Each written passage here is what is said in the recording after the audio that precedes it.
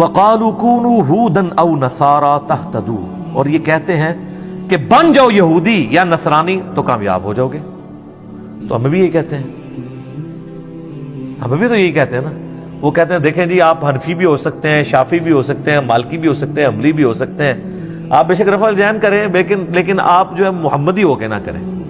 तो अल्लाह ताला यहां पे क्या कह रहा है कि तुम्हें मोहम्मदी होना है। ये कहते हैं सुन्नी हो जाओ, शिया, कोई एक फिरका बना लो।